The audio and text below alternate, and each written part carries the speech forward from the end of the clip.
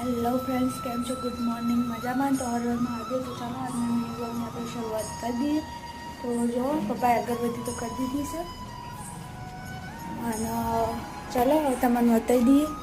પપ્પાએ દીવા પણ ભરી દીધા છે મંદિરે.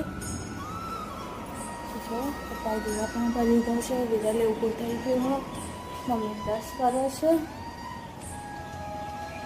તમે જોઈ લીધું દીવા અગરબત્તી થઈ ગઈ છે. હવે ચા પાણી કરશું તો મળીએ. ચા પાણી કરી તો ઘડી આવજો. Bye bye. તો સાંજ મમ્મી રોટલી ગરમ કરે છે. દાજીએ જી બસ નહીં દાદી કડક કરવાની.